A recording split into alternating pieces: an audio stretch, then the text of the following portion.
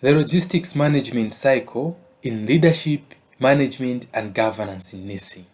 This has been the most challenging topic for most of students for reasons known for themselves. Otherwise, the logistic management cycle is one of the easiest topics you can understand in leadership, management, and governance in nursing. If you're arguing with me that it is difficult, then maybe it's because you haven't watched this video. After you watch this video, the logistics management cycle will be one of the easiest things for you. When we talk about the logistic management, we are talking about the health commodity supply chain management in the health sector. We, as nurses, are supposed to understand the logistics management cycle. Hospitals cannot function without an effective logistics cycle. My name is Kelvin Skombe. I'm a registered nurse, author, transformation leader, and a Udemy instructor. I'm going to explain in an easy and simple way so that you can understand the logistics cycle. After you watch this video, you will never fail logistic management. This is going to be an interesting conversation. So let's begin. Introduction to logistic management cycle. What is health logistics? Health logistics is the science and management of ensuring that the right health commodities, the right medicines, equipment, and supplies are available in the right quantity, at the right quality, in the right place, at the right time, and at the right costs. When logistics works well, patients receive the medicines they need. When it fails, patients suffer or die from preventable causes. So when we say logistics, the word logistics, the thing that should ring in your head is just trucks moving, buses moving, motorbikes moving, aeroplanes and trains, vehicles, machines, drones nowadays. That is just logistics, things trying to move. So here we are talking about health logistics. So we are talking about moving drugs from point A to point B, from point B to point C. Drugs, equipment, and supplies. So you don't have to be confused. In one word answer, you just see something like dash is the science and management of ensuring that the right health commodities, the right medicine, equipment, and supplies are available in the right quantity, at the right quality, in the right place, at the right time, and at the right cost. Then you get confused. When you just say that ensuring that the right health commodities are available in the right quantity, in the right place, at the right time, we are talking about health logistics. So this is to introduce you to logistics management cycle. Now, let us go into details and look at the logistic management cycle itself. Look at this diagram.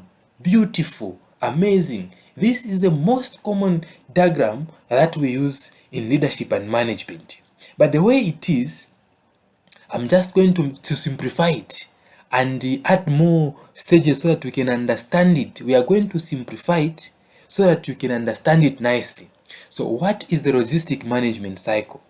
The logistics management cycle is a continuous circular framework that describes every stage a health commodity goes through, from the moment it is selected for use, through procurement, storage and distribution, all the way to its use by a patient.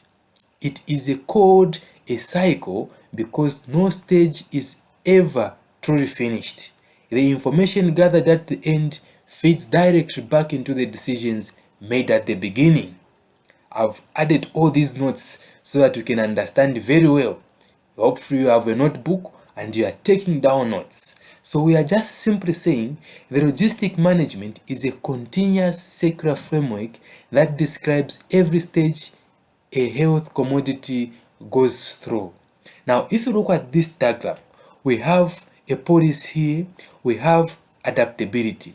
These are things that are outside this logistic cycle. And why are they outside? Because when we talk about a policies, these are more like guidelines that this logistic management should be should follow for it to be effective.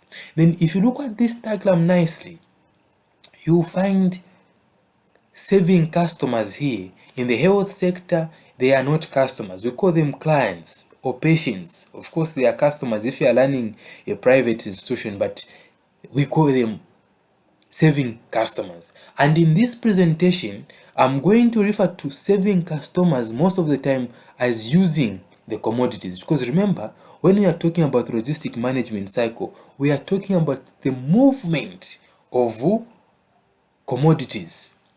So saving customers there, then there's quality monitoring, then we move to product selection. Product selection, there's quality monitoring again. Then we move to quantification and procurement. Then we have quality monitoring again. Then inventory management, where we are having storage and distribution. Then we have quality monitoring. We go back to saving customers. This is where the notes we are telling us that this is a cycle because no stage is ever truly finished. You can see this. Every stage has quality monitoring. When customers use, we have to monitor how those customers have used the commodities that we took to them.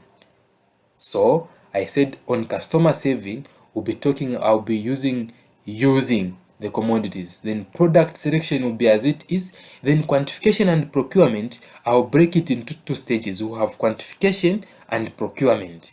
Then as well as on inventory management, I'll do the same. It will be storage and distribution. We'll talk about this one by one so that you can understand. When you learn a lot and you are asked to explain a few, it won't be difficult for you because you know a lot. If you know how to swim in an ocean, you cannot fail to swim in a river. Is it river or river? As we have RL syndrome, but forgive me, that was a commercial break. Yeah, but whatever. If you learn how to swim in a big swimming pool, you can't fail to swim in a small swimming pool. What does that mean? This is a big swimming pool of logistic management cycle lesson. If you understand this and watch to the end, you will never fail logistic management again in an exam. And most importantly, when you become an in charge, a ward manager at a ward level, hospital level, even at your clinic, you will know what to do because you would have learned logistic management cycle. Have you noticed that there is something in between this logistic cycle? We call it the heart of a logistic cycle. We have the LMIS. We don't know what that means, but we'll look into it as we go.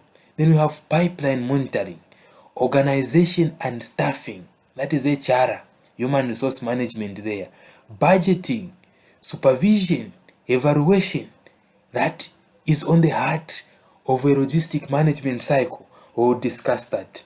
Let's go forward now and discuss the 6 stages of the logistic cycle. Remember, if we go back on our diagram here, which is here, it is having 1, 2, 3, 4. But here it is saying the 6 stages of the logistic cycle. Why have I done this? Because I want you to understand and notice that I've broken down quantification and procurement in 2 stages so that you can understand very well. Then inventory management has also been broken down into storage and distribution. Then saving customers, we are calling it here use. Now, number 1, stage 1, we are talking about choosing which medicine and health commodities to use. So, we are talking about product selection here. When you are talking about product selection, you are just trying to choose which medicines and health commodities you are going to use. Now, in product selection, you just don't wake up and start choosing. There are things that you should follow. We are going to discuss that very soon. Then we have number 2, quantification. When you hear the word quantification, you shouldn't be confused. Sometimes it's just the English. Quantification, the first word there is quantity. You guys even say it is not the quantity that matters, it's the quality. So quantity is numbers. We are talking about numbers. So when we say quantification, we are just simply saying how many How much of things should we get? So quantification is simply calculating how much of each commodity is needed. Then procurement. When you hear the word procurement, it is just buying. In fact, tomorrow when you go to the market, just say, I'm going to procure vegetables. Yeah, so procurement is purchasing or acquiring the commodities. Then we have storage, keeping commodities safe, effective, and accounted for.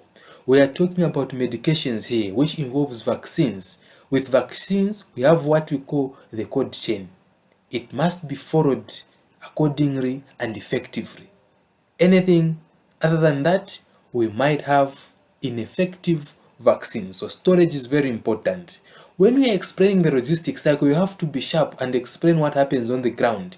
That is the kind of student the Nursing and Midwifery Council of Zambia examiners are looking for nowadays. Someone who does not explain from the notes, but from what happens in the hospital. That's why as nurses, we spend much of the time training in the hospitals just as we do in class. So you must explain what you see, the logistics that happens in Zambia. The storage that you see is what you write in the notes. But don't worry, we are going to discuss that soon as we get in details of one of these stages. Number 5, distribution. Look at it, guys. We have selected, we choose what we want. Then when we choose what we want, we say, how many? That is quantification. Okay, we say, okay, 5. Okay, now we want 5. What should be next? Buying those things or acquiring them. So you can either acquire or buy. That's procurement. You acquire or purchase or you buy. That's procurement. So after we buy these things, what should we do? We need to go and store them. Now, after we store them, are they going to remain in the storage? No, what should we do? We must distribute it. That's where distribution comes in. Then number 6, use. What should we do? We save our clients. Ensure that the things that we got are being used. That's what we are saying, use. Ensuring commodities are used correctly by patients and health workers. So, in your head, you should put it like this. It is simple. You want something. Of course, let's say you want Panadol. We have different brands of paracetamol. One of it is Panadol, the other one is Cafemol. All those have got paracetamol in them. So you choose, okay, amongst all these brands that I have, or maybe you want a phone. You have an iPhone, we have Tecno, we have Google Pixel, we have Samsung. So which one is your favorite here? I'm a fan of Google Pixel. So I say, okay, Google Pixel is what I want. Okay, how many Google Pixels do we want for our health workers at the clinic? Oh, we want 4. That is quantification. Okay, procurement. Where do we get them? Okay, we get them from Champions Enterprise. They supply phones. Oh, okay. Since we get them from Champions Enterprise, let's go and buy them. When we buy them, where are we going to put them? Okay, we have a storage here. What are the conditions? So phones can stay at a room temperature. Okay, they are going to stay there. Okay, which health worker needs this phone? So we are just, you select, you quantify, you procure, you store, you distribute, and then people begin using those things. That is a logistic cycle. Let us now go into details explaining stage by stage what happens with examples at each stage.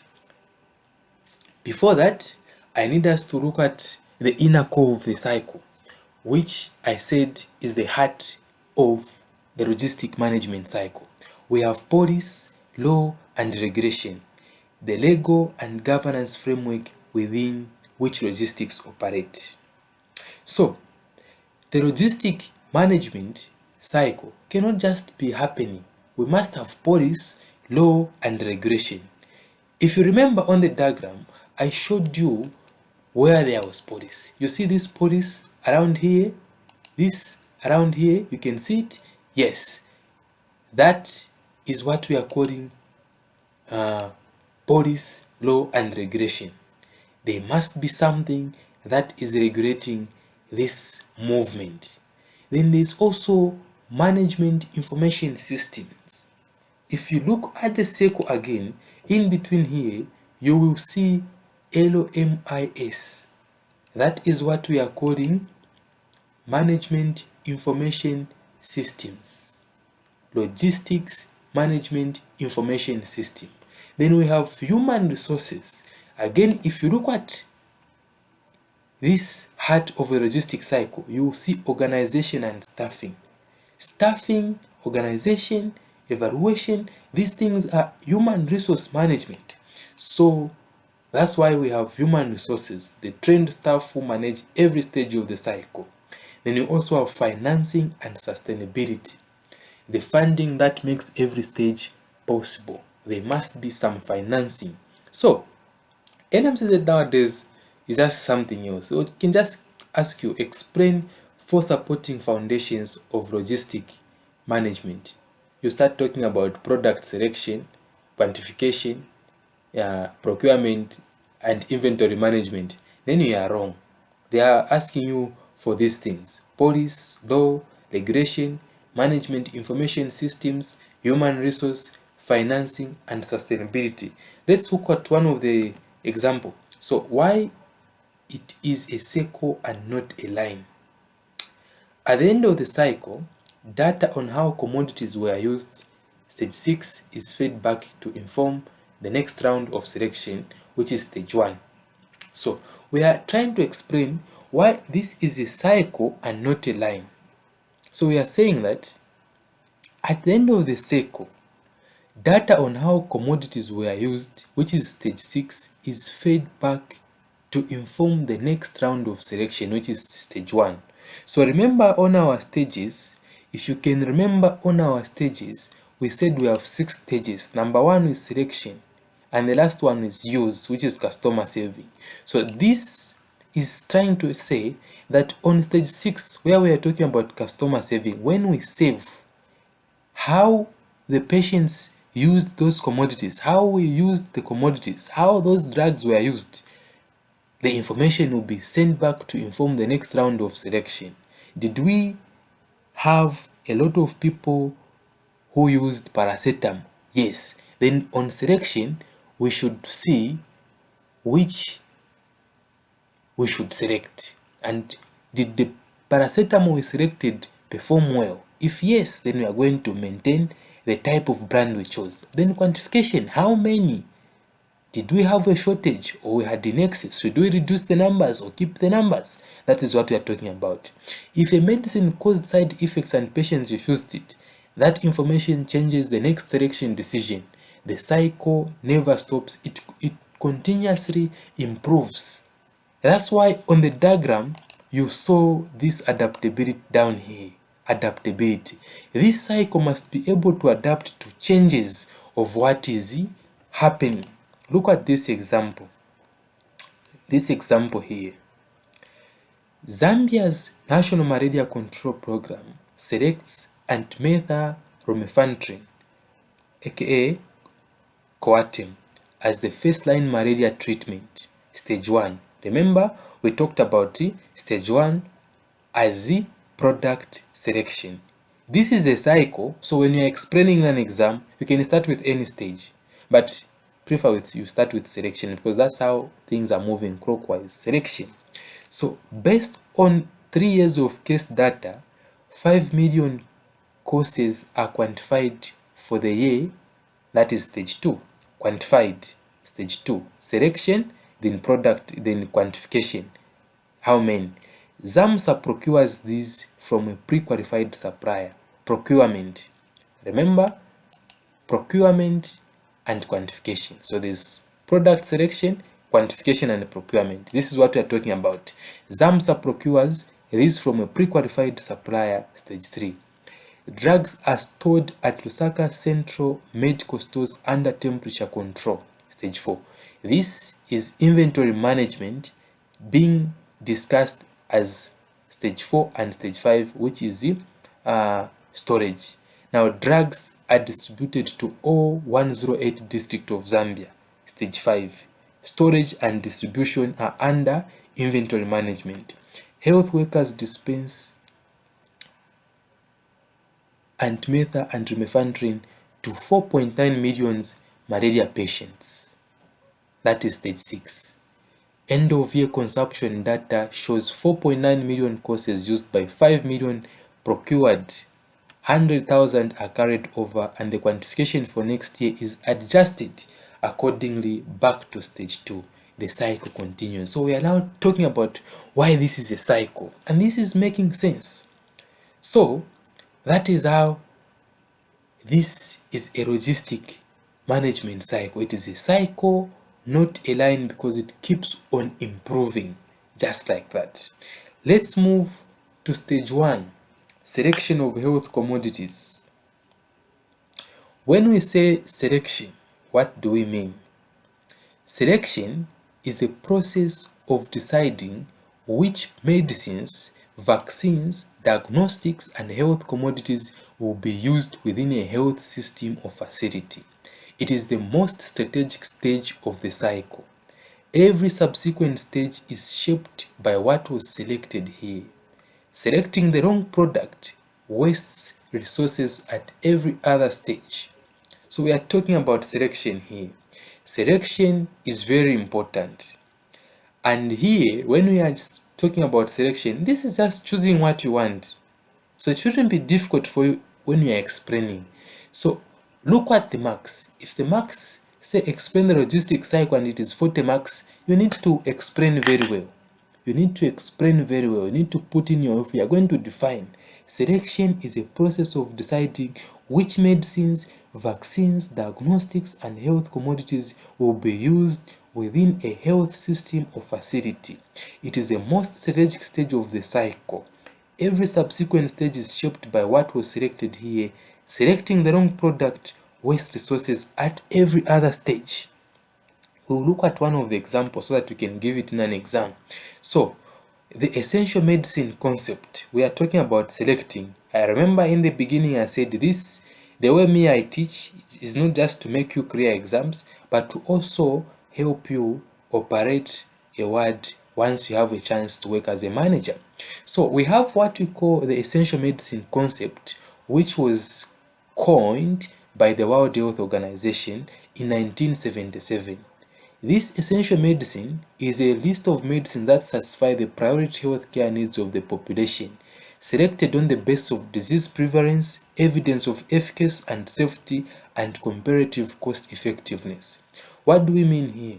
You will notice that most of the clinics in Zambia, if you've worked at a clinic before, they always have maybe 5 drugs. They will always have amoxicillin, they will have benzyl penicillin, they will have benzathine, they will have ceftriaxone, they will have brufen and panadol, maybe drugs that you can name, because they have come up with an essential medicine list which they have. So Zambia uses the Zambia Essential Medicine List, ZEML, which is updated periodically by Ministry of Health. I have a copy. How I wish I was able to capture myself so that I can show you the 2025 drug list that I have. So every time, even Ministry of Health sends out these booklets in clinics so that you can see the drugs that are going to be used in that year. So this Zambia Essential Medicine List is the foundation of all health commodity selection decision in Zambia. Only the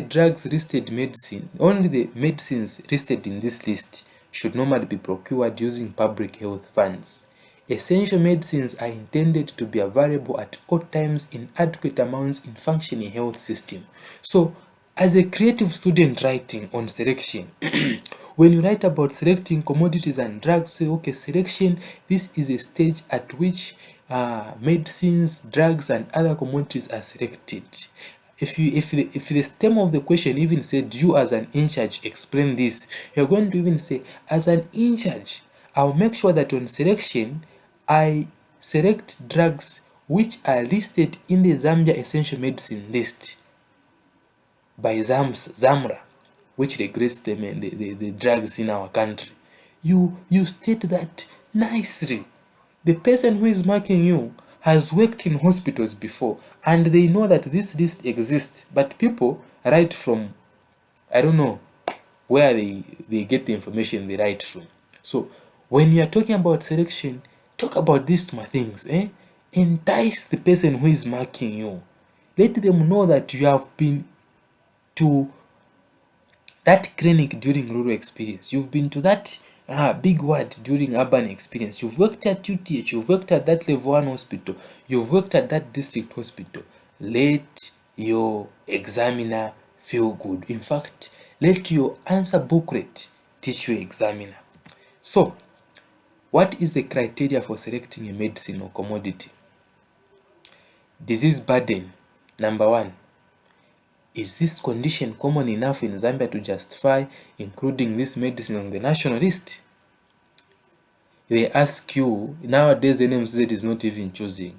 On that same logistic cycle, instead of them telling you to explain the logistic cycle with an head of a diagram, they just tell you that explain 5 things you are going to use as a criteria for selecting medicines or commodities at your health facility. This is what we are discussing now.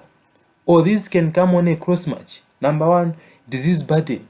Is this condition common enough in Zambia to justify including this medicine on the national list? Number 2, clinical efficacy. Is there strong evidence that this medicine actually works for the intended condition? Number 3, safety. Is this medicine safe for use in the Zambian population, including vulnerable groups such as pregnant women and children? Number 4, quality. Can the commodity be procured to meet internationally recognized quality standards? World Health Organization pre-qualification. Number 5, cost effectiveness.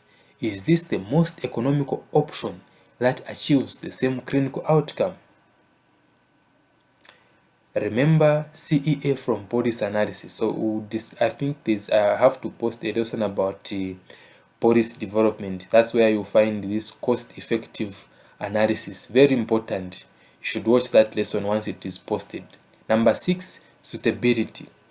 Is the medicine practical for the Zambian health system?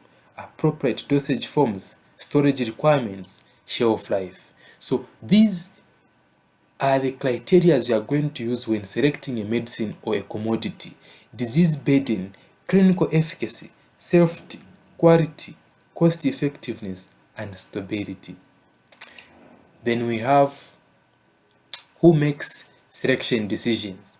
At national level, the Zambia Medicine and Medical Supplies Agency, ZAMSA, the Zambian Medicine Regulatory Authority, ZAMRA, and the Ministry of Health jointly maintain the Zambia Essential Medicine List. Then we also have at facility level, the Drug and Therapeutics Committee is responsible for selection decision for the facility, which formulary medicines to stock, which therapeutic alternatives to use. So we have national level, facility level, and at what level? This is where you find us, nurse managers. We ensure that only approved essential medicines are requested and used within the wards. Now let us look at this amazing example before we conclude selection. So remember that selection failure, when commodities are selected based on brand preference, supplier relationships, or habit rather than evidence, the entire supply chain is corrupted from the start. Resources are wasted on unnecessary or inferior products, and patients may receive less effective treatment. Remember the honeybee story in Zambia that happened, where we had condoms which were not functional, expired drugs. It was chaos. Millions of money were spent on products which were not worth that money. This is what happens when the logistic cycle is compromised. That's why we have to ensure that the selection is good and meets the standards. That's why it is important to even explain this. Selection of medicines and regulation is very important. Selection of medicines and health commodities is very important. For example, in Zambia, the logistic cycle was once altered when ZAMRA selected medications which were not ineffective, expired medications such as condoms. So as an in-charge, or when there is selection, you have to ensure that correct suppliers, correct drugs are selected before this begins. So this is an example to make you remember about selection. A drug and therapeutics committee at a district hospital reviews its formulary. They notice they stock 4 different brands of paracetamol tablets. Using selection criteria, they identify that all 4 brands are bioequivalent. They select the single cheapest World Health Organization pre-qualified brand and remove the other 3 from the formulary. Drug expenditure for paracetamol falls by 38% with no change in clinical outcomes. This is rational selection, reducing waste. So when you're explaining about selection, look at the marks. If the marks I wrote, go deeper, my friend, just like we have gone deeper in these notes. Go deeper and explain. So now let's look at stage 2, which is quantification and procurement. Take a sip of water if you have water near you. Take a deep breath. Then let's start stage 2, quantification and procurement. We are now looking at quantification and procurement. Very interesting part, quantification and procurement. We are breaking it down into quantification alone and procurement. There's no way you can explain these 2 things in one sentence. You have to explain them briefly and in details. So what is quantification? So quantification, I said it is, you can see the word quanti, which is coming from the word quantity. When we talk about quantity, we are simply talking about numbers. So you are calculating how much of each commodity is needed. Not too much, not too little. Too much, you waste money. Too little, your patients will cry that hospital is always lacking medications. So what is quantification? Quantification is the process of estimating the quantity and cost of health commodities required for a specific period, typically 1 year. It combines forecasting, which is projecting future need, and supply planning, which is determining how to fill that need from available resources. Poor quantification is the single most common cause of both stockouts and wastage in health systems. Oh wow, this definition is interesting. You can see this in filling in questions or one-word answer. Dash is the process of estimating the quantity and cost of health commodities required for a specific period. Quantification is the answer. So we are saying when you are trying to quantify something, you are going to forecast. Are we seeing the need? If we are going into, let's say, the cold season, June, July, August, when it is going to be cold, hospitals are going to anticipate bans because people want to be bathing warm water, people want to be around the brazier, like getting some warmth. I don't know if you don't understand Bemba, like getting some warmth around the brazier and being around heater. So they are going to be bent. So what medications do we use in bends? What do we need? We need bandages. We need everything we use in wound care. You quantify how many are we going. So we have to increase the number of this drug because of this season. You're trying to forecasting. Then we talked about supply planning, determining how to fill that need from available resources. So quantification is simply estimating the quantity, coming up with the number of things that we need. Now, that is not more about quantification. We have more. Here it is. 2 sides of quantification.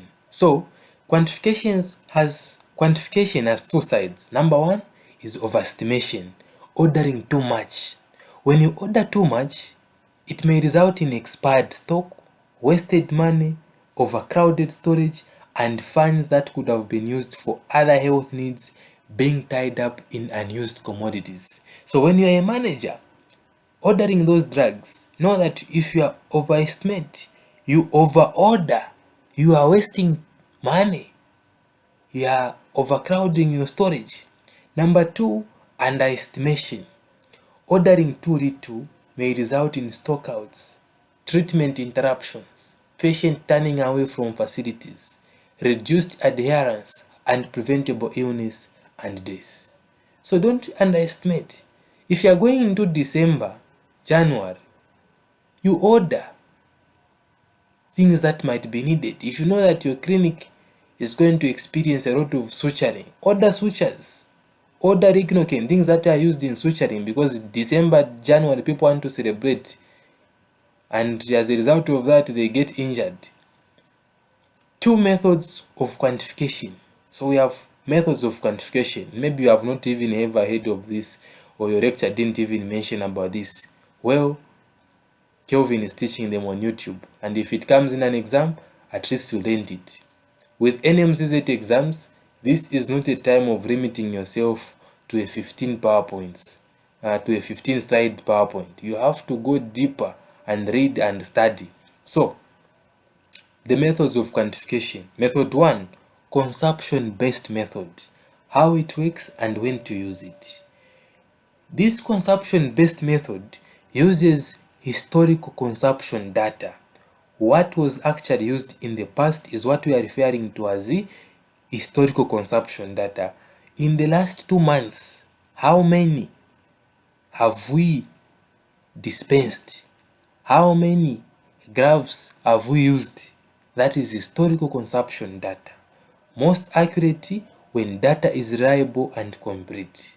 The formula is average monthly consumption times read time times saved stock equals required stock. So we are going to discuss about this formula. We use this formula when ordering drugs, but most of the times, if you have a facility where there is a pharmacy, of course they will use this. But as I said, when you know how to swim in a bigger pool, you can't fail to swim in a smaller pool. So we will discuss this formula in details very soon. Then we have morbidity-based method. Uses disease incidence data, number of patients with a condition times standard treatment doses equals quantity needed. Used for new programs or when consumption data is complete. Requires accurate disease burden estimates. So morbidity-based method, they are trying to look at the conditions that came at the facility. The number of patients with a condition times the standard treatment doses. If we had 5 malaria patients, how many doses of Coartem did we give them? That will give us the number of Coartem we need. So if this comes in your cross-match, you know that consumption-based method, they are talking about using historical consumption data.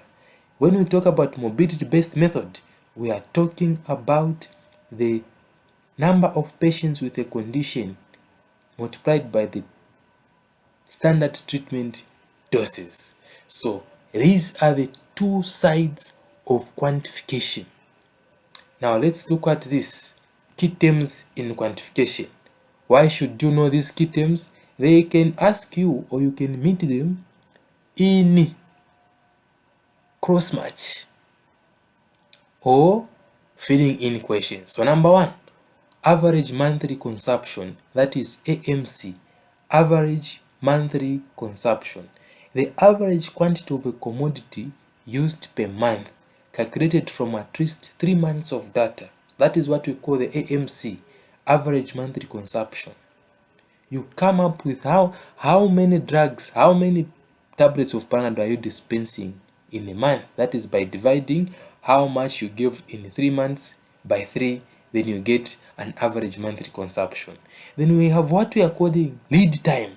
So lead time, the time between placing an order and receiving the commodities. Stock must be available to cover this gap. So when we say lead time, we are just talking about when you order today, how long is it going to take for Ministry of Health to bring those drugs at your facility? That is what we are calling lead time. Then we have saved stock. Saved stock, which is the buffer stock.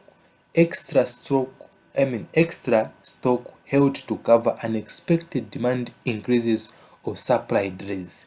Typically 1 to 2 months of average monthly consumption. So when we say saved stock, we are just saying in case they don't bring the medications, in case they delay, what are we going to do? This is where the safety stock matters. If I use 5 bottles of spirit in a month, and at the end of the month they don't bring you 5 bottles, what do I do? Okay, safety stock. Keep 2 so that in case there is delay, you use those 2. Then we have maximum stock level, the most stock that should be held at any time, usually 3 months of average monthly consumption for most facilities. That is the maximum stock level. Minimum stock level, the point at which a reorder must be placed to avoid a stock out, usually equals safety stock plus lead time stock. Then we have reorder point, the stock level that triggers a new order. They must be when you know that when you reach 4, you must place an order. That is what we are calling the reorder point. I wish someone taught me this when I was learning leadership and management. So, quantification formula for a facility. Quantity to order is equal to average monthly consumption, AMC, times lead time. We said lead time is the time it takes for you to receive the commodities and medications when you order them, times review period, which is plus safety stock minus stock on hand. Let's look at this example. A health center uses 50 boxes of cotrimoxazole per month. That is average monthly consumption. Then we have lead time from district is 2 weeks, which is 0.5 months. So lead time is the time it takes for you to receive the drugs from the district. Then review period is 2 months.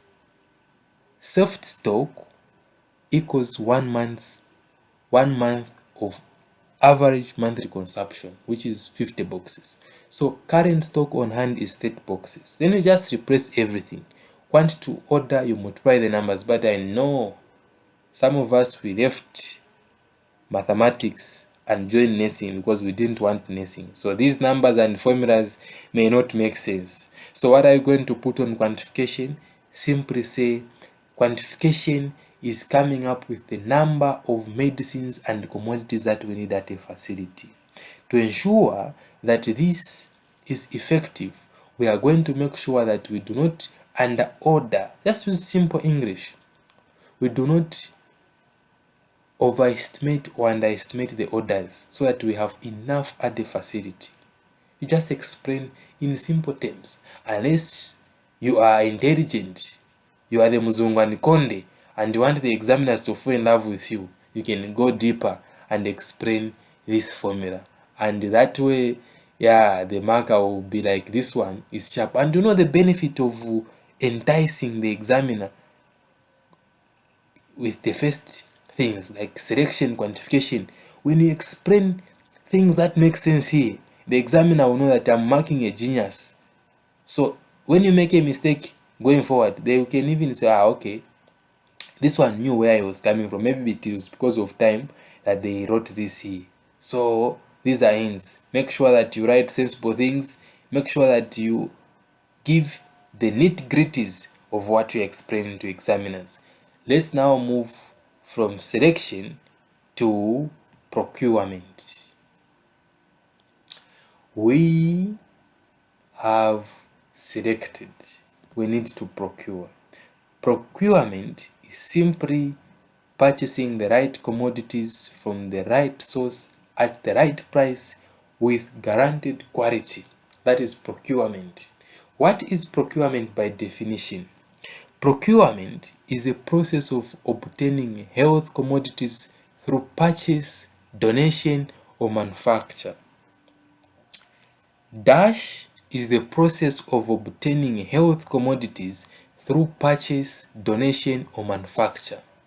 In Zambia's public health system, procurement is centrally managed by the Zambia Medicine and Medical Supplies Agency, which procures medicines and supplies on behalf of the Ministry of Health and distributes them through the national supply chain. Is this ZAMSA, which we are calling ZAMRA now, which is Zambia Medication Regulation Authority? Please find out for me. as you watch this video. So we are saying procurement is the process of obtaining health commodities through purchase, donation, or manufacture. So when we talk about procurement, we are just talking about going and buying these things, or going and obtaining them from someone who has donated them to us. So procurement, we are just going to buy. Procure, guys, as I said, is to go and buy, to go and get. Go and procure vegetables tomorrow. The rights of procurement. So when you are trying to get something, there are things that you have to put into consideration, and these are the rights of procurement. NMCZ today's is very careful. They'll ask you to explain the rights of procurement, and you'll be blank. You won't be, because you had watched this video. Number 1, right product. Procure only what was selected. Zambia essential medicine listed clinically appropriate commodity. So right product, right quantity. Procure the quantity determined by quantification, not guesswork. Right quality. Source only from World Health Organization pre-qualified suppliers or those meeting ZAMRA standards. Right source. Use approved, vended, pre-qualified suppliers, not the cheapest unverified vendor. Right price. Achieve value for money through competitive tendering, not paying above market rate. In fact, there's a rule in government. If you are working in the procurement office, you have to get 3 quotations, then you choose the one with the cheapest price. Right time. In fact, let me even give you a financial hint. Before you buy anything, at least find out how much it is in 3 different shops, then choose the cheapest of those 3. Right price, right time, and right price. So these are the rights of procurement. Procurement is straightforward and self-explanatory. Let's now look at the methods of procurement. These can come in cross-match or filling in questions. Open international competitive bidding.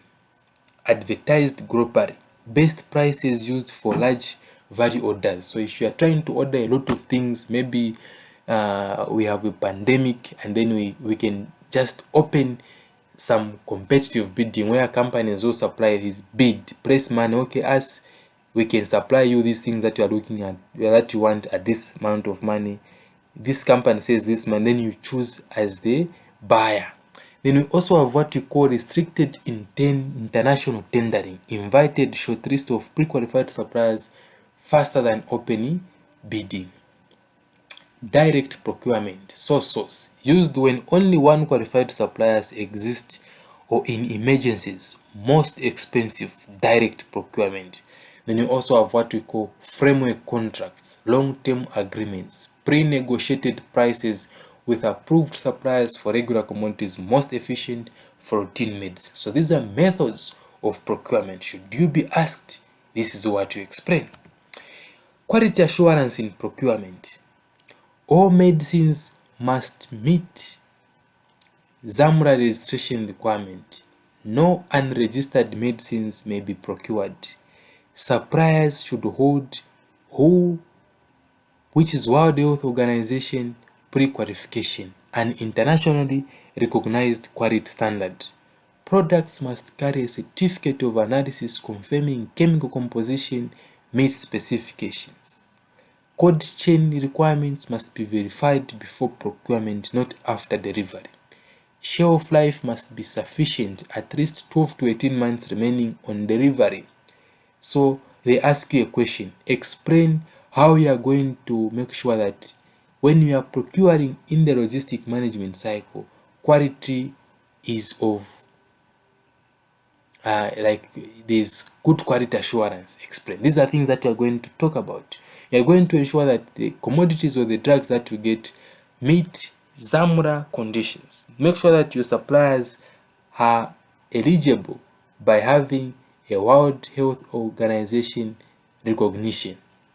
Make sure that products carry a certificate of analysis, and also the supplier meets the cold chain standards, as well as having enough shelf life.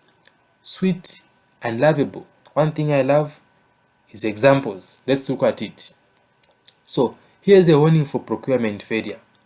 Procuring from unqualified suppliers to save money is one of the most dangerous decisions in health logistics.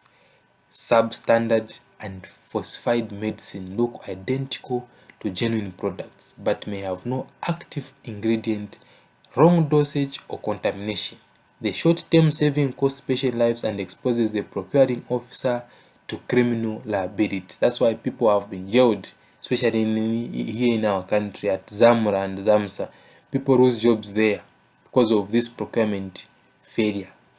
An example for procurement: Zamsa receives tenders for 2 million courses of antimethalumefantrine from 6 suppliers. This is Coatem.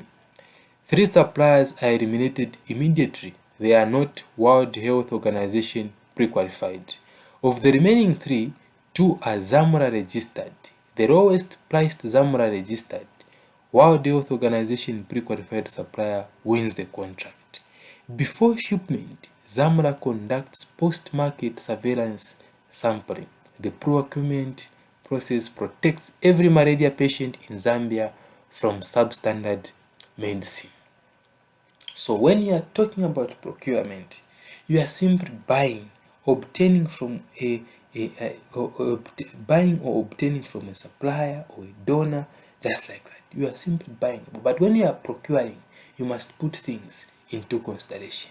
Choose the right product, the right quantity, and the right quality. If you forget, just remember the first thing that came before procurement. What did you do?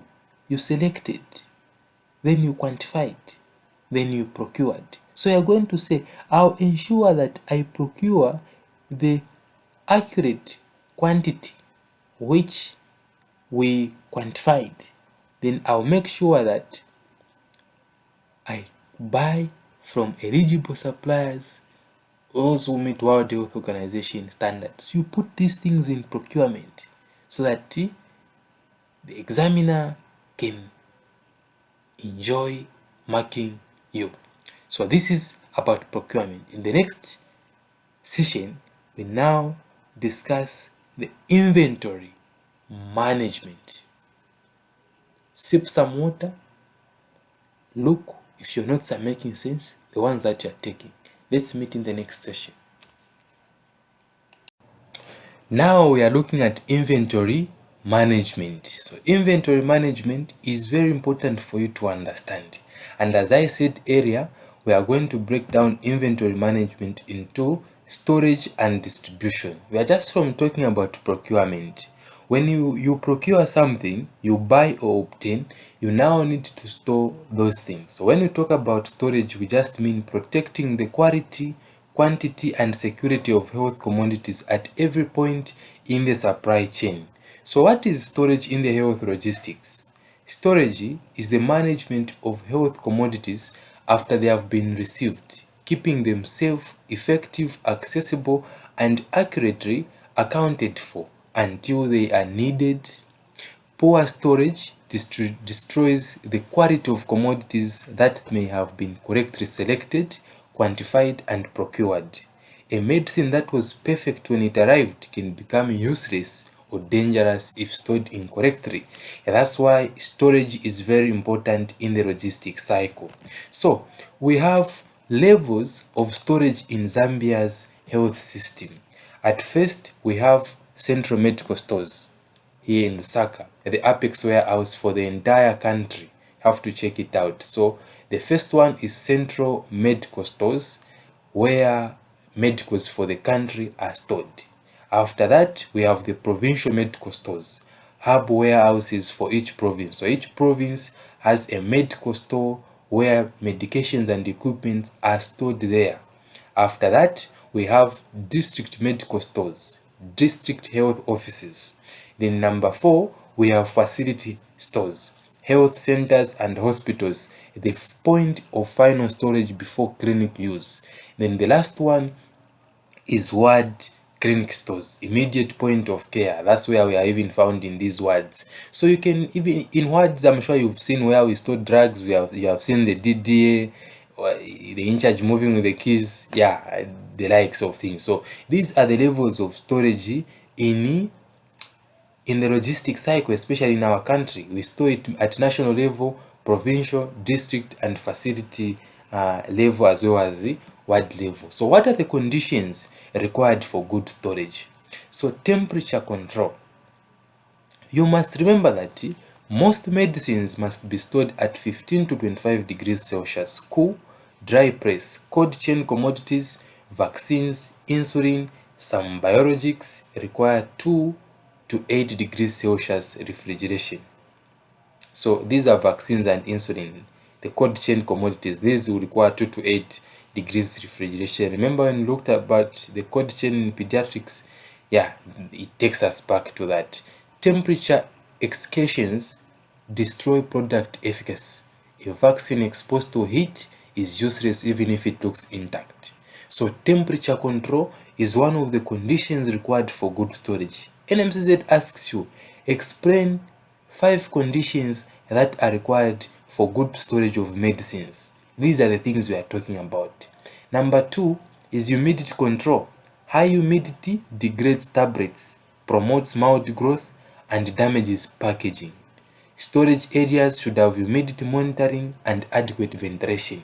So humidity, we're just talking about the watery is, when if you have stored something in your house, then you find that it has become wet, especially boxes. So you have to control the humidity in there. Then light protection. Medicine, e.g. rifampicin, metronidazole, some vaccine are photosensitive. They must be stored in dark or opaque containers away from direct sunlight. So temperature control, humidity control, light protection. Then we also have physical security. All medicines stores must be locked within access controlled and recorded. Keys held by designated accountable persons only. CCTV where available. That is the physical security. If you go at our national warehouse for medicine, you find security there. Yeah, that is physical security. Cleanliness and pest control. Clean, dry, pest-free storage prevents contamination and damage. Rodents, cockroaches, rats are not supposed to be there. Organized arrangement. Commodities stored systematically, clearly labeled, properly stacked with easels for access and inspection. Medicines not stored on floors, minimum 10 cm off floor or knee, parents or shelving. So these are 6 things that you need for you to have a good storage of medications: temperature control, humidity control, light protection, physical security, cleanliness and pest control, and organized arrangement. Surely, if you are asked about storage, can you fail to explain? No. So the 2 golden laws of stock rotation. How should stock or rotate? We have 2 main rules. We have FIFO and FIFO. So the first one, FIFO, is first expiry, first out. Commodities with the earliest expiry date must always be used or distributed first, regardless of when they arrived. This prevents expensive wastage from expired medicines. FIFO, first in, first out. When all batches have the same expiry date, the batch received first is used first. Prevents medicine sitting at the back of shelves while new stock is used from the front. They might ask you this in cross-match. You must be able to remember this table. So the 2 golden laws of stock rotation are first expiry, first out, first in, first out. That is the rule. Then, documentation in storage, essential records. These are some of the records which are essential. Number 1 is the bin card, also known as the stock card, attached to each commodity on the shelf. Records every receipt and issue running balance maintained at all times. So that is the bin card or the stock card. It should be attached to each commodity on the shelf, records every receipt and issue running balance maintained at all times. Number 2, store ledger, master record of all transactions for all commodities in the store, reconciled with bin cards monthly. Then we also have inventory count sheets, used for periodic physical stock counts to verify records against actual stock. We also have expiry date register, tracks all commodities approaching expiry within 3 months to ensure prioritized use or redistribution. Temperature log, daily temperature records for all refrigerators and cold rooms reviewed by the store in charge. They ask you these things in cross-match or one-word answer, you get confused. That's why this masterclass was essential, so that you can also come across these essential records. Then we have waste management, handling expired and damaged stock. Expired medicines must be segregated from usable stock immediately, clearly labeled and separated. Expired medicines must never be redistributed, returned to patients, or disposed of in general waste. Disposal must follow Ministry of Health and Zamra guidelines, incineration or licensed waste disposal only. All disposed commodities must be documented with date, quantity, witness signature, and reason. Here is our example in storage. Let's sit at the table, sip some water, and look at this example. So a district store manager conducts a monthly inventory. She finds 200 bottles of oral rehydration salts expiring in 6 weeks. Instead of waiting for them to expire, she contacts 3 rural health centers in the district with high diarrhea caseloads and distributes 180 bottles immediately. The remaining 20 expire and are properly documented and disposed of. Faithful in action saved 4,400 kwacha worth of medicines from total wastage. So FIFO is first expiry, first out. So this example gives us a scenario of what happens during a medication getting expired. So that is what we are talking about storage here. So when we are talking about storage, make sure that the FIFO first in, first expiry, first in, first out, first expiry, first out comes out in your statement. Talk about how you are going to make sure that you document the medications that you have stored.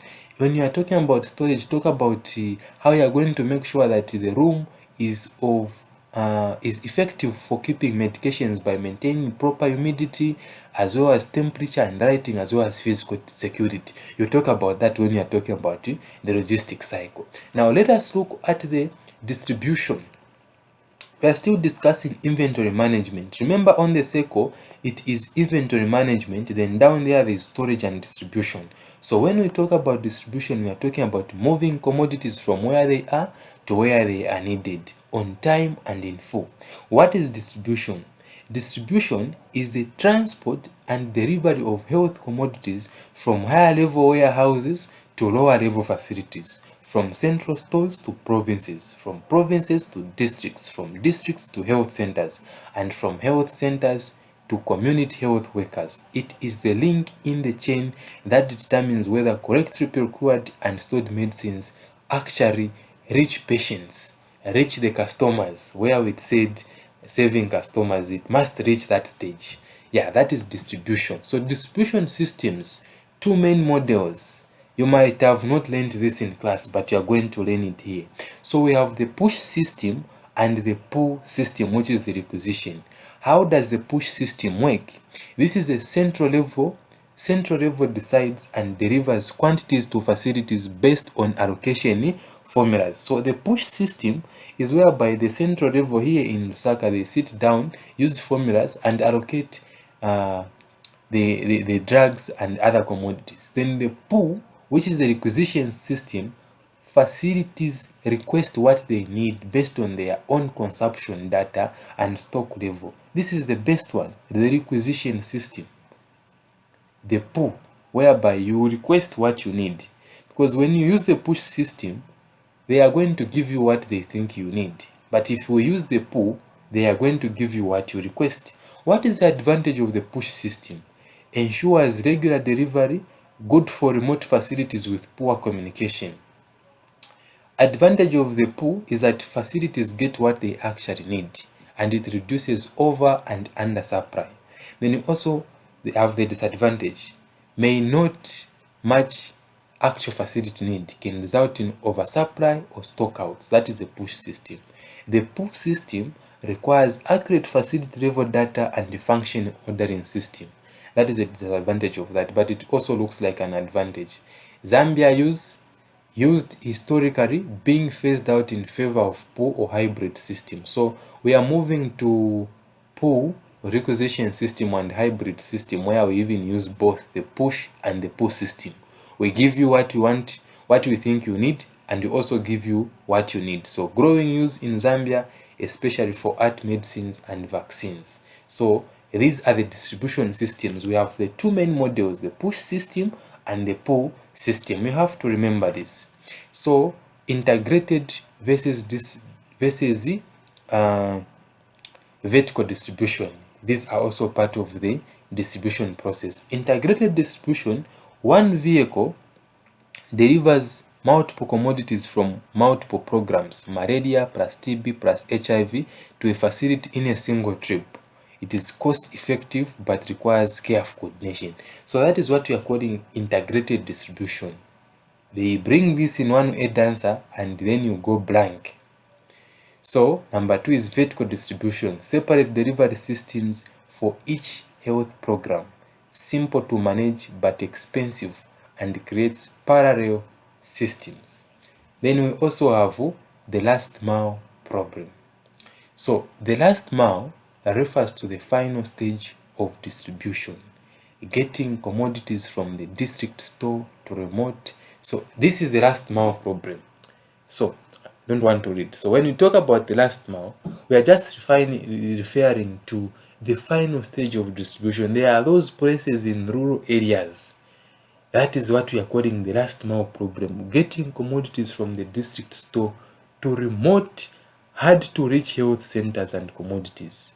This is consistently the most difficult and the most expensive and most failure prone stage of the entire supply chain, the last mile problem. The NMCZ asks you about the last mile problem and you get blank. If I was NMCZ, I would even ask you to just define the last mile problem in logistics cycle, so that we see how people can tackle this. So there is that place which is difficult to reach. There is poor communication, poor road supply. That is what we call the last mile problem. It does impassable roads during rain season, cut off rural facilities for weeks. Maybe there is a bridge, maybe there is floods that cover up the way. I'm sure you have seen some videos on Facebook or social media where a nurse has this cooler box for vaccines on top of his head, and then he's crossing something like a river, just like that. Yeah, then community health workers may walk hours to collect supplies that were meant to be delivered. Cold chain breaks are most common at the last mile without refrigeration at remote health posts. Vaccines spoil. Solutions include motorbike couriers, drone delivery pilots, community-based distribution agents. So this is what we are calling the last mile problem. This is the most important of watching certain things up to this stage. Have you seen? You have even known what the last mile problem is. Congratulations, very few know about this. So distribution documentation, delivery note, waybill accompanies every delivery. List commodity, quantity, batch number, expiry date, signed by receiver and driver. These are delivery note.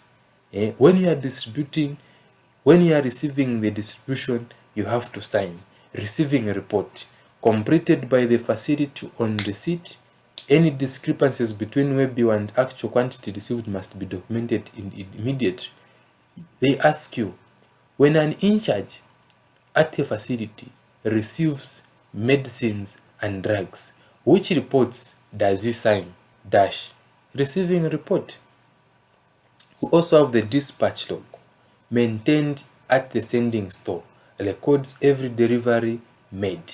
So that is about distribution. Now let's look at this example. Sip some water, stretch, and take a deep breath. So this is our example. So ZAMSA dispatches a truck from Lusaka to Kawe district store carrying 3,000 units of oxytocin, cold chain 2 to 8 degrees Celsius. The truck has a temperature controlled compartment and carries a cold chain monitor. On arrival, the district store manager checks quantity matches Webill 3000 units confirmed. Number 2, cold chain monitors shows temperature stayed within range throughout transit. Number 3, all unit expiry dates are beyond 18 months. A crane receiving report is signed. If the cold chain had been breached, all 3000 units would have been quarantined and ZAMSA notified. No compromised sourcing would reach a delivery room. Seen how this distribution has happened? Very nice. That's how it should be. And hopefully this logistic cycle is making sense to you. Then, rational use of health commodities. Now we are talking about saving customers. We have reached the final stage. This is a stage, and this is the reason why the logistic cycle exists, so that we can save our customers who are our patients and clients very well. So we are saying use. Remember I said I'm going to refer to this as use. So ensuring every medicine is used correctly by the right patient for the right reason in the right way. This even reminds me about the 5 rights of when you are giving medication. Right patient, right route, right what? Yeah. So what is rational use? Rational use of medicine means that patients receive medications that are appropriate to their clinical needs in doses that meet their individual requirements for an adequate period and at the lowest cost to them and their community. The World Health Organization estimates that more than 50% of all medicine worldwide are prescribed, dispensed, or used incorrectly. So we must promote rational use. When we say rational use, we just mean patients receive medications that are appropriate to their clinical needs in doses that meet their individual requirements for an adequate period and at the lowest cost to them and their community. Okay, so we are talking about customer saving. So let's move to this slide, 5 rights of medication use. We've been learning this in professional practice, we learned them, pharmacology and medicine and surgery. Yeah, and then now we are also looking at them in this logistic cycle. Remember, when you are saving patients, you are saving them. When you are saving your customers, you are saving them what moved in the logistic cycle. What moves are commodities and drugs. So when you are trying to save them as a nurse, make sure they are the right patient for that thing you are giving them, right medicine for them, right dose, right route, and right time. You must make sure that these things are confirmed as you are giving them. Then, common examples of irrational use of medicine: prescribing antibiotics for viral infections. For example, common cold contributes to antimicrobial resistance. You just have some sort of flu or you are coughing and voila, you are taking amoxicillin. Amoxicillin is an antibiotic. It's not going to help you. Those are irrational use of medicine. Failing to complete a full course of treatment, stopping anti-TB drugs when feeling better. Self-medication with prescription medicines purchased from street vendors. Prescribing expensive brand name medicine when cheaper generic equivalents are available. Using incorrect doses, underdosing due to cost concerns or overdosing due to poor calculation. Failure to counsel patients on correct use, storage, and side effects of their medicine. These are irrational use of medicines. Consequences of irrational use: antimicrobial resistance. We have been talking about this every time. So one of the greatest global health threats, antibiotics misuse creates bacteria that no available antibiotic can kill. Treatment failure. Incorrect use means the medicine cannot achieve its clinical purpose. Number 3, adverse drug reactions. Wrong dose or route causes preventable harm to patients. Wastage. Unused medicines, over-dispensed quantities, and duplicate prescriptions consume scarce resources. Patient harm. At its worst, irrational use kills. So these are the consequences of irrational use. So what is your role in rational use of drugs? It's very important to know these things, because as you are learning, as you are listening to this video, your brain is grasping. Should they come in an exam, you will be free. If you're able to swim in a big swimming pool, you will be able to swim in a small swimming pool. So this is a bigger swimming pool for the logistic management. And it is very important that you understand rational use, because when things have moved through the logistic cycle, we want you to use them nicely. So the nurse's role in rational use: administer correctly, apply the 5 rights before every drug administration every time. The 5 rights are the ones we are talking about: the right route, right patient, right time, right medication. Counsel patients, explain how to take the medicine, when to take it, what to expect, and what side effects to watch for. That is your role as a nurse.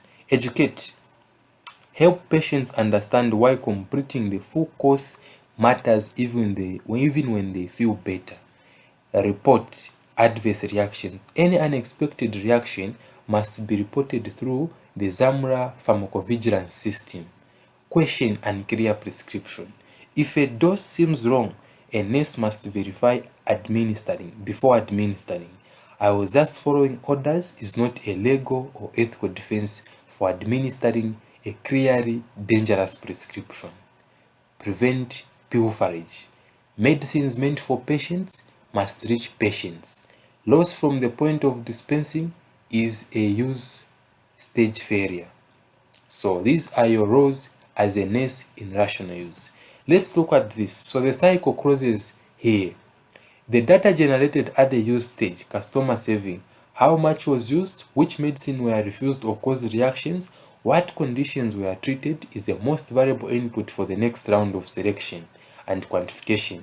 This is why accurate dispensing records are not just a legal requirement, they are the fuel that drives the logistic cycle forward. Look at that amazing example. Sip some water and take a deep breath as we read this example.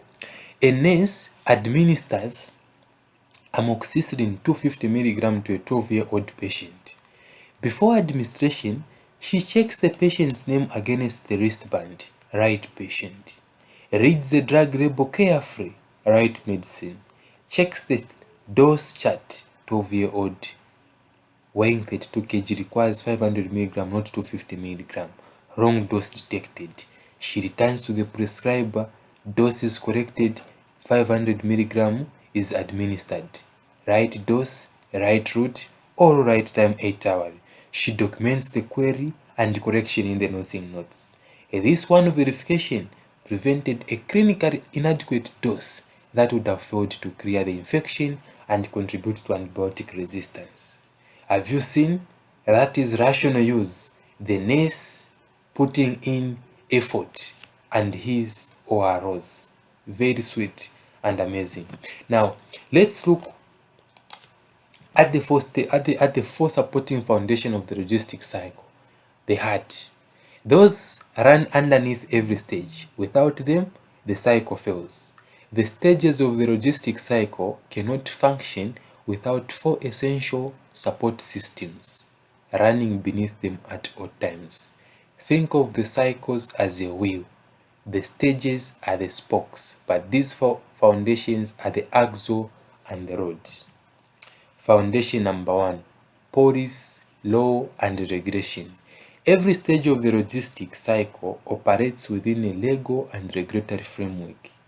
Without clear policies and enforceable regulations, the cycle becomes anarchic. Anyone can procure anything from anywhere at any price with no accountability. Remember when I showed you the diagram in the first place? There was policy at the corner there. Below there was adaptability. We'll look at the diagram once again. So there must be policy, law, and regulation that regulate the movement of things. So we have ZAMLA, Zambia Medicine Regulatory Authority, regulates medicine quality, approval, and post-market surveillance. Zambia Medicines and Medicine Supply Agency governs national procurement and distribution. The National Medicine Policy sets the framework for rational medicine use and essential medicines. Then we also have the Zambia Essential Medicine List, the selection policy document. The Public Finance Management Act governs all public procurement to prevent corruption. Then we also have the NMCZ Code of Professional Conduct, which governs us to practice including medicine administration. Here is an example. A private pharmaceutical company offers a district hospital administrator 50,000 to purchase their Nane, Zambia, the ZEML. We said that is the ZEML. We said that is the essential medicine list. So we said that the ZEML is the Zambia essential medicine list. So a private pharmaceutical company offers a district hospital administrator 50,000 to purchase their Nane, Zambia essential medicine list antibiotic instead of the essential medicine. The Public Finance Management Act criminalizes this as corrupt procurement. Zamra can investigate and withdraw the company's registration. The administrator faces criminal prosecution. Policy and law creates consequences that deter corruption and protect the supply chain. So that is how it goes. Then we have foundation number 2, logistic management information system. This was at the heart of the logistic cycle. Logistic management information system. A logistic management information system is the data collection, analysis, and reporting system that tracks every commodity at every stage of the supply chain. Without good data, every decision in the logistic cycle is a guess. So I don't know, when people just see the LMIS in a question, they think, me, I've failed, I don't know this. Guys, we're just talking about information here. What is information? It's data. So when you talk about information system, this is just a system of information, a system of data, how things are moving in a logistic cycle. We need to know, analyze, and report what is happening. So this is what we are talking about. Look at this. Number 1, this logistic management information system tracks stock levels at every facility in real time, also as close to real time as the system allows. Records consumption data. What was actually used by which program for which condition, identifies stock outs, which facilities have run out, when, for how long, generates reports, automated reports for facility managers, district officers, and national planners. In Zambia, paper-based systems, stock cards, health management information tally sheets are being replaced by electronic logistic management information system. Have you ever heard of Smart Zambia? Smart Care? That is what is happening. System including Smart Care for Art and DHIS2 for aggregate health data. So that is all logistic management information system. Don't be confused. Just remember that they are just trying to make sure that there is data which is indicating and showing how things are being used. Here is our example. So data quality is the most critical logistic management information system issue. Garbage in, garbage out. If facility staff record incorrect stock figures, the entire supply planning system above them uses bad data. A facility that records 100 units on hand when they actually have 30 will receive no resupply and run out 2 weeks before the next delivery. So every nurse who fills in a stock card accurately is directly contributing to supply chain function. So when it is your time to order medications, make sure that you are accurately doing so. A DHIS2 dashboard shows a district pharmacy reporting 0 stock of oral dehydration, so it's for 3 consecutive weeks during cholera season. The district logistics officer flags this instantly, contacts ZAMSA for emergency resupply, and 500 sachets arrive within 72 hours. Without the logistic management information system data being entered accurately and on time, this stockout would have been invisible until patients started dying. That is the importance of the logistic management information system.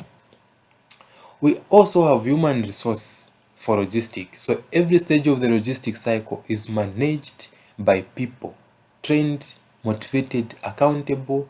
People are as essential to supply chain function as vehicles, warehouses, and money.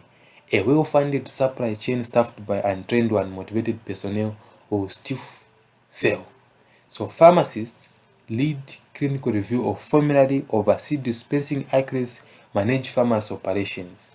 Pharmacy technicians, day-to-day dispensing, stock management, logistic management information system, data entry, and we also have storekeepers, logistic officers. They receive, arrange, control, and dispatch commodities from stores. So we are talking about human resource for logistics. We have nurse managers. are responsible for ward level stock management, requisition, and rational use within the area. So we also have community health workers manage community level stock of base commodities, ORS, condoms, and contraceptives. All these roles require training, pre-service included in professional curricula and in-service, or require supervision, or require accountability systems. So they ask you in an exam, explain 5 components of the human resources for logistics, or explain the people involved in the human resource for logistics. Then you get confused. Just state pharmacists, pharmacy technicians, storekeepers, nurse managers, community health workers, and all those roles requires training. Just like that, you are done with the things that are involved in human resource for logistics. This is an example. A health center's consistent stockout problem is investigated. The root cause: the nurse in charge was never trained on quantification. She orders by feeling rather than calculation. A one-day training session on using the stock card and the ordering formula eliminates the stockout problem within the next quarter. Human resource development fixed a logistic problem that no amount of additional medicine could solve. Then, foundation, financing, and sustainability.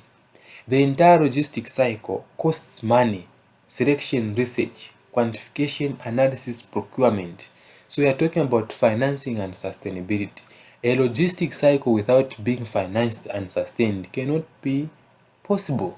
So the entire logistic cycle will cost money. So selection, research, quantification, analysis, procurement, transport, storage infrastructure, cold chain equipment, human resource. The logistic management is information systems. Without sustainable financing, no stage of the cycle can function reliably. So government budget, Ministry of Health annual allocation for medicines is the primary funding source for Zambia's public health supply chain. We also have donor funding, though nowadays we are struggling with donor funding. So we have PEPFAR, we have Global Fund, USAID, DFID, and others funding significant portions of Zambia's HIV, TB, and malaria commodity needs. Then we have user fees. Facility generated revenue from patient fees contributes to local commodity procurement in some models. Insurance, NEMA, all those will change financing flows significantly. So these are some of the financing and sustainability. Then the risk of donor dependence. I'm sure we have seen it. So when essential medicine, especially for HIV and AIDS and malaria, are predominant donor funded, a sudden withdrawal of donor support creates an immediate supply chain crisis. Zambia must progressively increase domestic health financing to reduce this vulnerability. It is not good to depend on someone. If you depend on someone, at least to some extent, make sure you are able to survive on your own. So example there, the Global Fund provides 60% of Zambia's ARV commodities. When the Global Fund delayed a disbursement by 3 months in 2015, art facilities across Zambia faced stockouts of life-saving drugs. Patients who missed ARV doses risked treatment failure and viral resistance. This event demonstrated that donor dependence is a logistics risk, financing sustainability is a patient safety issue. So these are some of the things that you find in logistics. We have looked at them. So we have looked at human resource for logistics. We started with logistic management information system, human resource for logistics. Then we have also discussed financing and sustainability, the risk of donor dependence. So these are the common logistic failures and how to prevent them. So number 1 is the stockout. You might be asked to explain the common logistic failures and how you can prevent them as an in-charge. So number 1 is stockout. What is the consequence? Patients turned away, treatment interrupted, disease progression, and preventable death happens. Prevention: accurate quantification, timely ordering, soft stock, and logistic management information system monitoring. Failure: expired stock, wasted public funds, potential patient harm if expired medicine accidentally dispensed. That is the consequence. So make sure that how you prevent the expired stock is faithful. First expiry, first out rotation, expiry monitoring register, proactive redistribution before expiry. We also have the cold chain failure. Vaccines and biologics lose potency. Patients receive ineffective immunization. Temperature monitoring, generator backup, staff training on cold chain management. Pilferage. Commodities never reach patients. Financial loss, criminal liability for responsible. Guys, do you even know what pilferage means? Pilferage is theft time. So how do you prevent that? Access controls, due key systems, regular physical inventory counts, accountability culture, poor data quality, inaccurate quantification, wrong supply decisions, invisible stockouts and overstocks. Staff training on logistic management information system, supervisory data checks. Make sure you screenshot this so that you can read them. Procurement corruption, substandard medicines purchased, financial loss, patient harm, criminal prosecution as a consequence. How do you prevent competitive tendering, quality standards enforcement, and corruption policies, ZAMRA oversight? Then you also have irrational use, treatment failure, antimicrobial resistance, patient harm, wasted resources. So make sure that you follow the 5 rights of administration, patient counseling, and biotic stewardship. Then you are a logistic manager whether you know it or not. So every nurse manager who manages a ward or facility is directly responsible for specific stages of the logistic cycle. Stockouts, expired medicines, and pilferage in your ward are your responsibility. Understanding the full cycle makes you a more effective manager and a better advocate for your patients. Your responsibility at each stage as a nurse manager. Number 1, selection.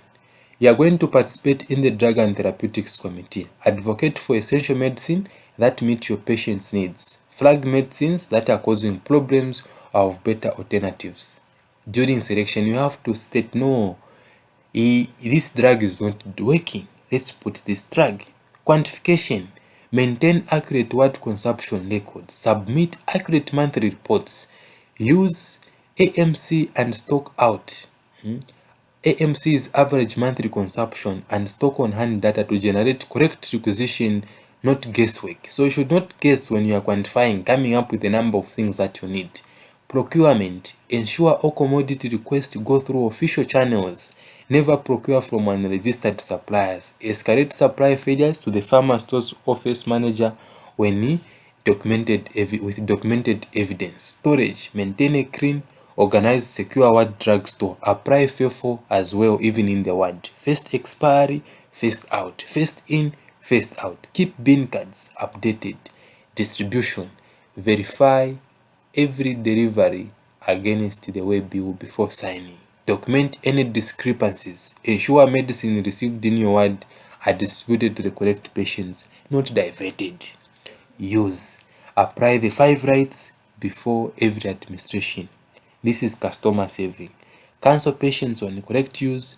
Report adverse drug reactions. Prevent pilferage. Submit accurate consumption data to feed the next quantification cycle. So this is your specific responsibility as a manager at every stage. Remember our stages in the diagram, they go like customer saving, product selection, then we have quantification and procurement, we have quantification, then we have storage and distribution, just like that. That's how the cycle moves. Then here is our final key message. So the logistic cycle exists to serve one purpose: getting effective medicine into the hands of patients who need them. Every nurse who maintains accurate stock records, follows FIFO, applies the 5 rights, and reports supply problems faithfully is a frontline guardian of that purpose. Logistics is not a clerical function, it's a patient-served function, and it belongs to every member of the health team. Example: a ward sister at a government hospital in Lusaka takes full ownership of her logistics responsibility.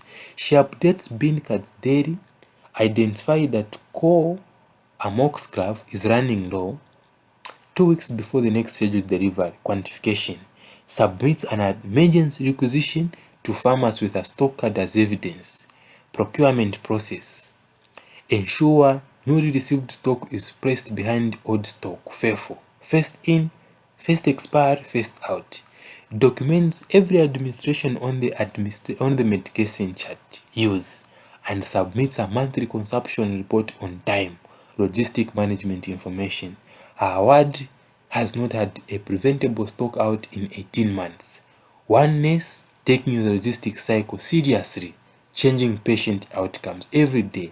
That can be you. So this is what we are talking about.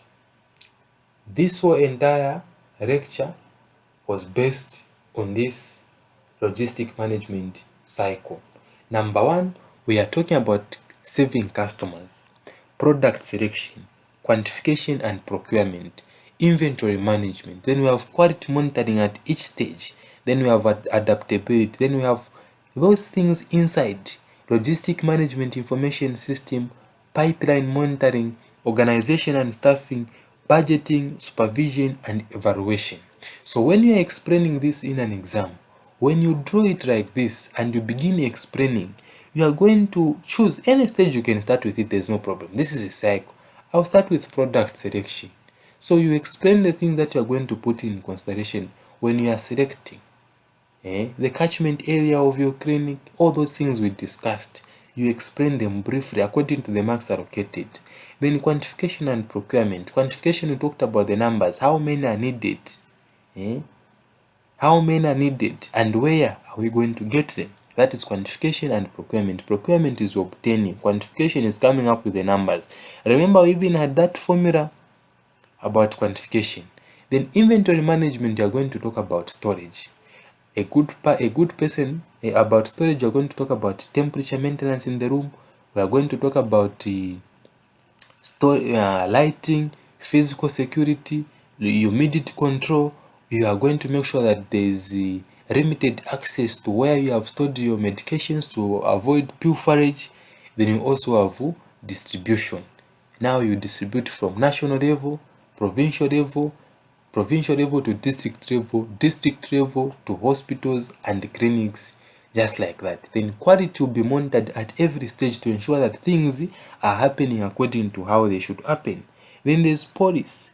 Police there on your left top corner is just guidelines to make sure that they are guidelines. These are laws made so that if anything happens here, someone will be liable and they'll face the law. Then adaptability. When we are selecting a product and we choose another product, this system should be able to adapt. It is a cycle and it can change and move into that direction according to the new information that comes in. Then when we enter the heart, we have the logistic management information system. It is very important at each stage. Information must be communicated, and in case there is any change, we must act on that information. Pipeline monitoring. We have to monitor how the logistics are moving. If there is anything that can alter, we have to make sure that we do something. Organization and staffing. We talked about human resource. There must be pharmacists here. There must be responsible personnel looking after this, documenting, and also making sure that things are happening how they should happen. Budgeting. This cannot happen without money. It must be budgeted for. People must be paid. Fuel must be bought for vehicles. Shipping must be paid. Shipping fees and the like. So there must be a proper budgeting. Even in the ward, you must make sure that you come up with medications that are essential to her. Then supervision. Supervision must be present to ensure that policies and laws are followed and the good thing is being done in this process. Evaluation.